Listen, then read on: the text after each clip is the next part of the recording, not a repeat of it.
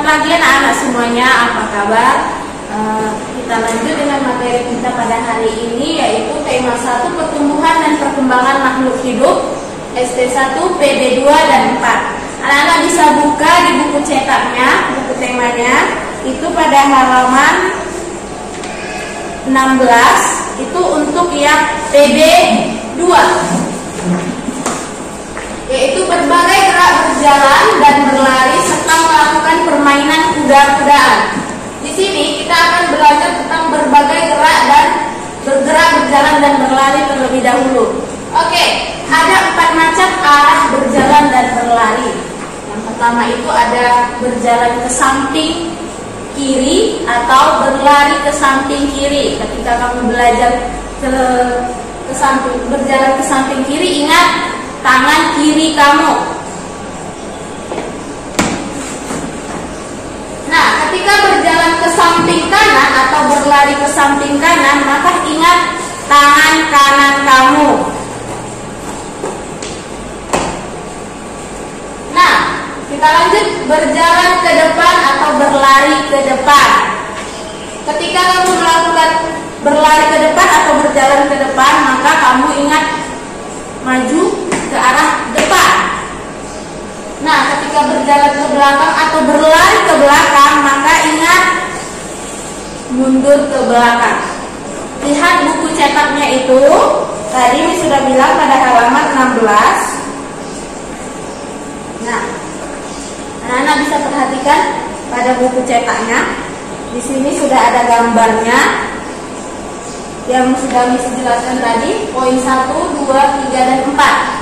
Kita lanjut dengan ketika melakukan berjalan dan berlari ke arah kiri tadi, kaki yang pertama sekali diangkat itu kaki kiri kamu. Ketika kamu melakukan berjalan dan berlari ke arah kanan, kaki yang diangkat itu adalah kaki kanan. Oke, selanjutnya itu melakukan gerakan berjalan dan berlari ke arah depan. Kaki yang pertama diangkat ke arah depan yaitu kaki kiri dan kanan, keduanya. Melakukan gerakan berjalan dan berlari ke arah belakang, kaki yang pertama sekali diangkat ke arah belakang yaitu kaki kanan dan kaki kiri.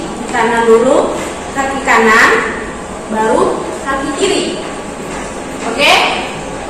Selanjutnya kita akan mempelajari tentang melakukan permainan kuda-kudaan. Kamu bisa juga lihat lagi kembali di buku kamu di PB4 itu pada halaman 32. Permainan kuda-kudaan ini itu dilakukan bersama teman. Jadi untuk pertama kamu tentukan dulu siapa penunggang dan siapa kudanya dengan cara melakukan switch. Oke, melakukan permainan kuda-kudaan dapat membantu memperkuat tangan dan kaki. Tangan kamu dan kaki kamu. Siswa yang menjadi kuda akan menggendong temannya dari garis start. Garis start itu garis mulanya sampai menuju garis finish. Selanjutnya itu untuk menentukan siapa yang menjadi kuda dan penunggang kuda dilakukan dengan switch. Lalu pasangan yang lebih mencapai garis finish, dia adalah pemenang dari permainan kuda-kudaan tersebut. Oke, kita lanjut dengan ST2, PB2 dan 4, yaitu melakukan permainan kijang dan rusa. Kecepatan berjalan, merangkak, dan berlari ini adalah yang akan kita lakukan dalam permainan kijang dan rusa. Yang pertama kita harus memperhatikan tata cara melakukan berjalan, merangkak, dan berlari terlebih dahulu. Yang pertama itu kita harus memperhatikan, kita harus membuat lintasan dengan menuliskan garis start atau garis mulai dan garis finishnya. Yang kedua, siswa dibariskan di depan garis start yang kita buat tadi dengan posisi merangkak. Anak-anak bisa lihat di buku temanya itu pada halaman 63, posisi merangkak seperti ini. Lalu setelah melakukan posisi merangkak, siswa mendengar aba-aba, kemudian melakukan merangkak dari garis start menuju garis finish. Setelah melakukan tersebut, setelah sampai ke garis finish, kembali lagi garis start dengan cara berlari. Setelah itu, siswa yang paling cepat sampai ke garis start adalah pemenangnya. Oke, kita lanjut dengan melakukan permainan kijang dan rusa. Permainan kijang dan rusa ini juga mempunyai tata cara. Yang pertama itu, siswa dibariskan menjadi 2 baris. Lalu siswa berbaris saling berhadapan. Setelah saling berhadapan, kemudian buat garis di depan kedua baris tersebut. Siswa melakukan rentang tangan untuk mengambil jarak agar tidak berdekatan jaraknya. Lalu barisan yang pertama diberi nama rusa. Ingat, barisan pertama itu diberi nama rusa. Barisan yang kedua itu diberi nama kijang. Setelah itu, apabila salah satu nama barisan tersebut dipanggil nama kijang, maka barisan itu akan maju ke melompat ke depan, sedangkan barisan rusanya itu dia akan berjalan ke belakang, begitu dengan seterusnya. Oke, anak-anak bisa lihat itu pada halaman 81. Tadi permainan kijang dan rusanya. Nah, kelompok yang selalu benar mengikuti aba-aba yang diberikan, instruksi yang diberikan adalah pemenangnya. Jadi jika kelompoknya itu selalu benar, maka kelompok tersebut yang akan menang dalam permainan kijang dan rusa tersebut. Oke?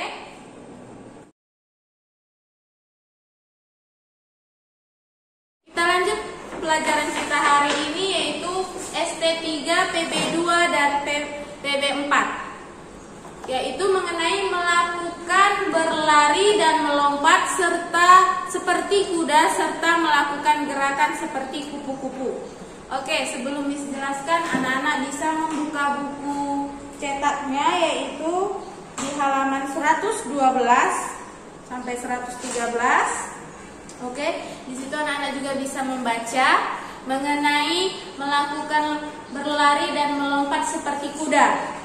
Oke, melakukan berlari dan melompat seperti kuda. Alat yang digunakan untuk melakukan lari dan lompat seperti kuda yaitu karet. Karet yang disediakan sebagai pengganti papan lompatan.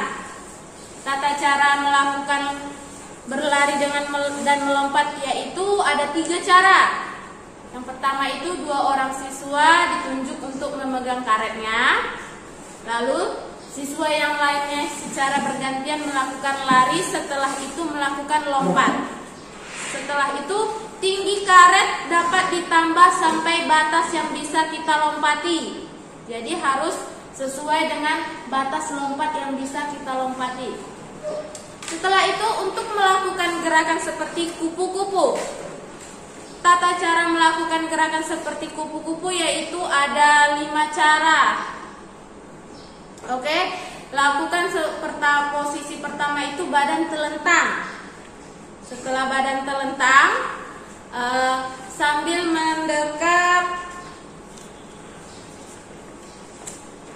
mendekap kaki dan badan berbentuk telur. Setelah itu, posisi kedua badan merangkak berbentuk gerak ulat.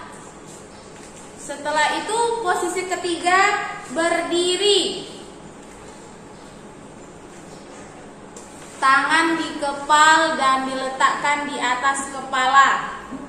Kemudian salah satu kaki diangkat menyerupai gerak menggantung pada pohon berbentuk kepompong.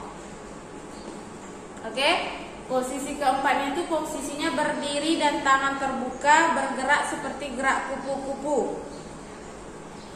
Lalu sambil berlari kemudian melompat. Selanjutnya kita lanjut pada ST4.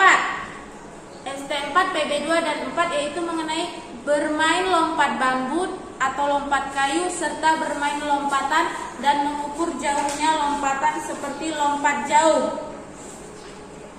Anak-anak bisa buka itu di halaman 158 pada buku cetak. Oke, di sini ada bermain lompat bambu atau lompat kayu.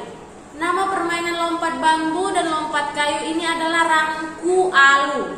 Rangku alu ini berasal dari daerah Nusa Tenggara Timur. Alat yang kita gunakan yaitu 4 batang bambu. Panjang bambu untuk permainan rangku alu ini panjangnya sekitar 2 meter. Lalu tata cara bermain lompat bambu atau lompat kayu atau rangku alu itu ada 3. Yang pertama, 4 orang siswa menjadi petugas pemegang batang bambunya. Lalu setiap pasangan pemegang bambu saling berhadapan dan menggerakkan bambu secara bersamaan. Setelah itu gerakkan bambu dengan buka tutup secara bergantian dengan dihentakkan masing-masing 2 kali hentakan. Oke, selanjutnya bermain lompat dan mengukur jauhnya lompatan. Itu tata cara melakukan kegiatan ini ada 6 cara. Pertama itu kita harus buat garis batas menandai tanda diawalinya lompatan.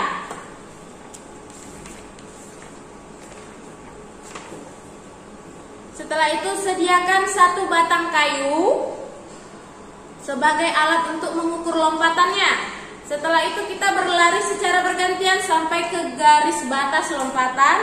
Setelah sampai itu kita lanjut dengan lompat sejauh-jauhnya dari garis yang ditentukan.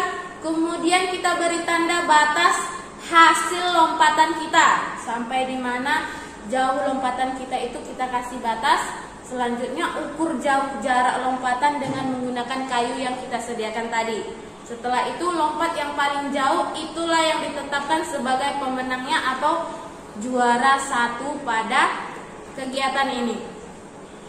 Oke, cukup sekian pembelajaran kita hari ini. Miss harap semua paham.